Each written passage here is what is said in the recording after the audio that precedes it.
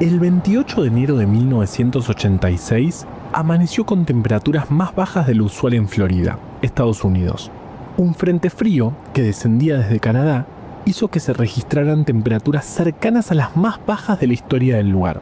Seguramente fue un problema para quienes vivían ahí porque están acostumbrados a tener temperaturas altas siempre, pero ese no fue un día más.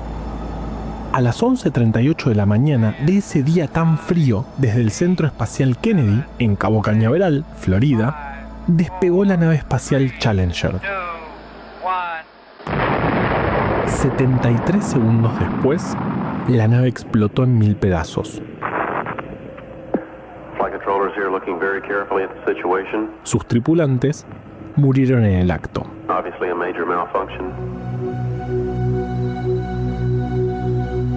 El 24 de agosto de 2006, tras varios días de negociaciones intensas en la reunión de la Unión Astronómica Internacional, Julio y Gonzalo, dos astrónomos uruguayos, lograron lo impensado: que el Comité de Definición de Planetas cambie su definición de qué es un planeta. A partir de ese día, para ser parte del Sistema Solar, un objeto debería cumplir 3 requisitos: orbitar alrededor del Sol, tener la suficiente masa para ser redondo y haber despejado su órbita de otros objetos. El problema es que Plutón no cumplía con la última condición y en un solo movimiento dejó de ser para siempre un planeta. ¿Un golpe a la historia? ¿Una corrección necesaria? ¿Quién sabe? Yo soy Juan Manuel Carballeda y esto es Plutón, un podcast de historias.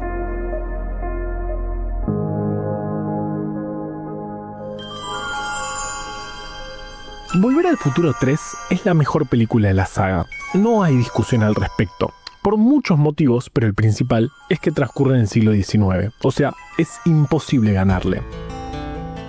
La saga entera está situada en Hill Valley, algo así como Valle de la Colina. Algo imposible porque ¿cómo va a haber un valle en una colina? No se puede.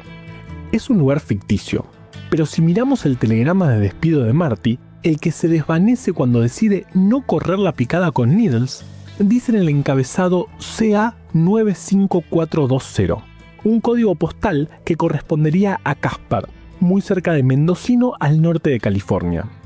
Lo cual tiene sentido, porque a partir de 1880 el tren llegó ahí. De hecho, la locomotora en la que pasa todo, no la que destruyen, que era de utilería, es una locomotora bastante famosa. Es la Sierra número 3, que aparece en un montón de películas situadas en el Viejo Oeste. En la película es bastante protagonista Clara Clayton, una maestra que, si el Dr. Emmett Brown no intervenía en la línea temporal, habría caído en un barranco porque su caballo se había desbocado. De hecho, en la línea temporal de 1985, sin la intervención del doctor, el barranco se llama Clayton, en honor a la maestra que cayó en 1885 sin la intervención.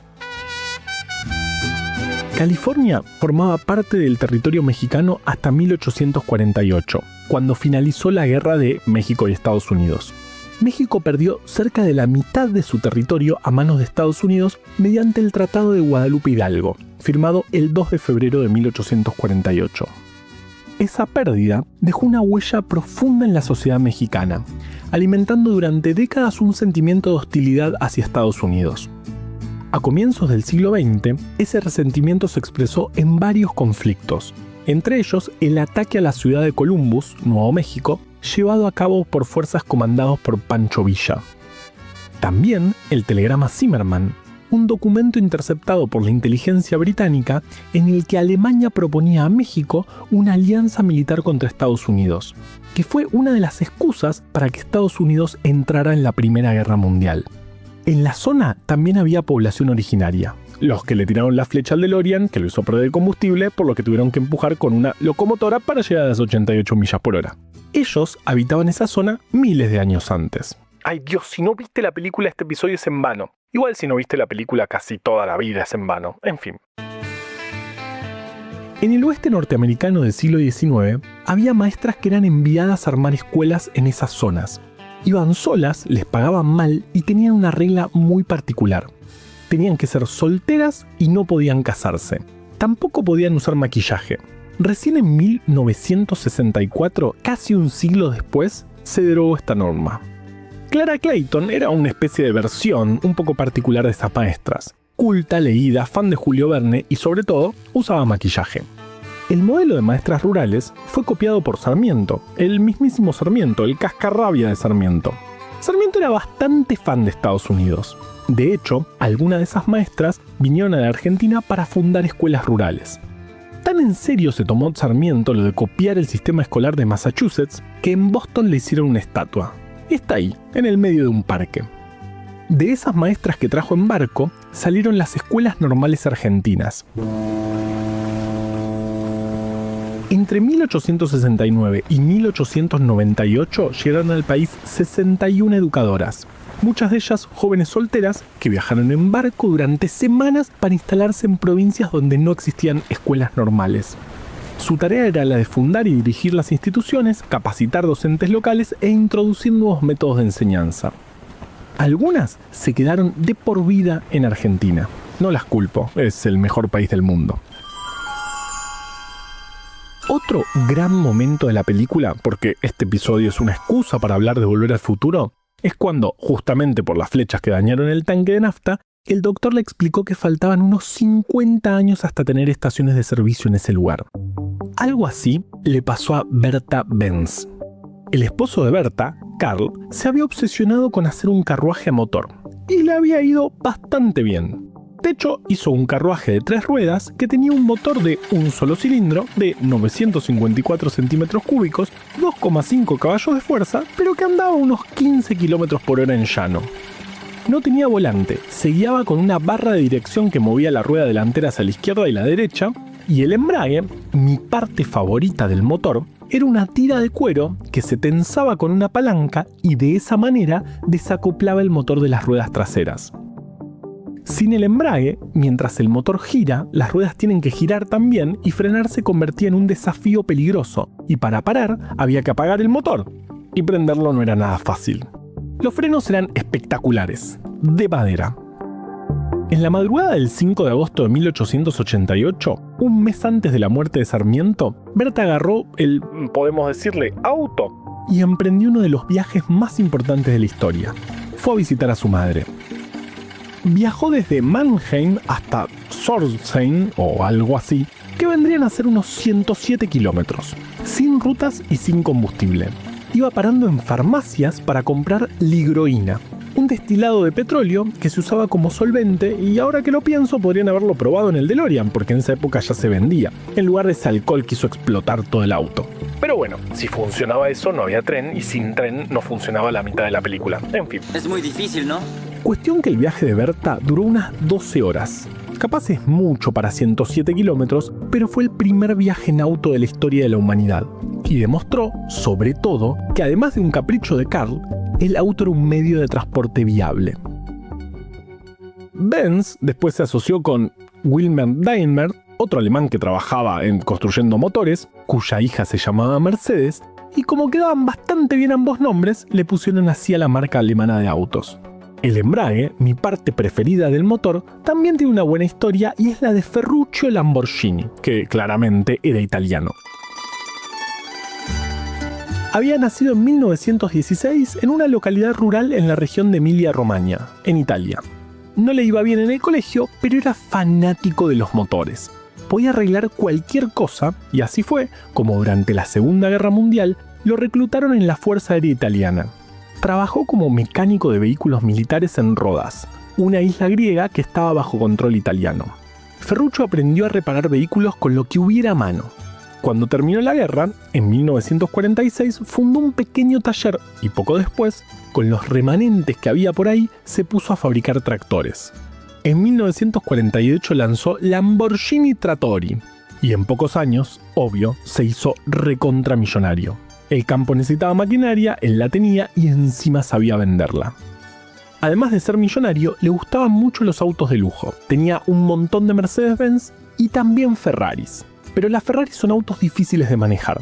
Al parecer, porque nunca manejé una Ferrari, aunque es uno de mis sueños. Si conocen a alguien que tenga una Ferrari y me la preste, ambas cosas bastante imposibles, me van a cumplir el sueño. Las Ferraris tienen motores increíblemente potentes, Y desacoplar ese motor para meter los cambios es un desafío para el embrague. Y al parecer, si no eras un piloto o tenías mucha experiencia en manejar esos autos, era muy común que rompieras el embrague. Así fue como Ferruccio fue a hablar con Enzo Ferrari para recomendarle mejorar los embragues de sus autos. Esto pasó en 1963. Enzo ya estaba consagradísimo y además era un viejo cascarrabia. Como Sarmiento. Al parecer, le dijo a Ferruccio que no sabía manejar y que se dedicara a los tractores. Obvio que Ferruccio era otro viejo cascarrabia, el tercero de esta historia, y decidió hacer su propio superauto. Fundó Automobili Lamborghini y unos años después salió el Miura. Un auto que según muchos era incluso mejor que las Ferraris. Y además no se les rompía el embrague. La mañana en la que Berta emprendió el viaje era una mañana fresca. En esa zona los veranos suelen ser frescos por la mañana y ella salió al amanecer. Pero no tan fresca como para que el auto no andara, porque con el frío la ligroína no se evapora lo suficiente y el auto no anda. La que sí era fría en serio fue la mañana del Challenger. 1 grado bajo cero en Florida. Inaudito. A pesar de que la nave no estaba preparada para despegar a esas temperaturas y de las repetidas advertencias, el lanzamiento del Challenger se había pospuesto demasiadas veces y decidieron despegar igual. Al fin y al cabo era un poco de frío, ¿qué podía salir mal? La misión del Challenger tenía como objetivo volver a interesar a la opinión pública por los viajes espaciales. En ese momento, 1986, la Unión Soviética estaba en declive y ya no se podía hablar de una carrera espacial. Pasaba que a nadie le importaba mucho los viajes en el espacio. Por eso, Ronald Reagan quiso que la tripulación incluyera población civil. Así fue como parte de la tripulación estaba la maestra Christia McAuliffe, que había sido seleccionada en un programa llamado algo así como Maestros en el Espacio. Una especie de Clara Clayton espacial. De hecho, Clara, fan de Julio Verne, se habría vuelto loca por participar. Pero bueno, Clara era un personaje ficticio y la misión, como sabemos, salió bastante mal. El problema fueron los O-rings, que son anillos de goma que sirven para sellar cosas. Imagínense que en una nave espacial que tiene miles de litros de combustible de altísimo octanaje, llenar compartimentos era algo bastante fundamental. El tema es que los O-rings, con el frío, se endurecen y dejan de ser tan buenos sellando. El Challenger tenía 2 cohetes laterales cilíndricos unidos entre sí. En las uniones había 2 O-rings de caucho sintético que debían impedir que los gases calientes de la combustión se escaparan. Pero hacía frío. Como los O-rings fallaron, hubo fuga de gases a altísimas temperaturas sobre los tanques de combustible, lo que hizo que el viaje de Christa, a diferencia del de Clara o el de Berta, durara apenas 73 segundos. Christa, por lo menos, sí tuvo un monte. En Australia está el Monte McAuliffe, en homenaje a Christa, y también tuvo un asteroide con su nombre, el 3352 McAuliffe. Martha Benz también tiene su estatua, justo en el lugar donde paró a comprar ligroína por primera vez, es decir, en la primera estación de servicio de la historia de la humanidad. Y las maestras estadounidenses también tienen su estatua en la ciudad de Buenos Aires, cerca de la Embajada de Estados Unidos. Al final, todos tienen estatuas. Yo traje este papel del futuro ¿y se borró? Pero claro que se desvaneció. ¿Pero eso qué significa? Significa que tu futuro todavía no ha sido escrito, ni el de ninguno. Tu futuro es el que tú te formes. Así es que háganse uno bueno, para los dos. Plutón, un podcast de historias, es una producción de Juan Manuel Carballeda, que soy yo. El guión es de Araí Celeste Fernández Bucci, Emiliano Pascal y mío. De hecho, si sentís que algo de este episodio me lo contaste, te lo agradezco mucho. El tratamiento del sonido es de Leo Pillows. Eso explica que se escuche tan bien. Y la identidad visual, hermosa, es de Belén Kakefuku. Si te gustó, suscríbete y compartilo. Nos escuchamos en un próximo episodio.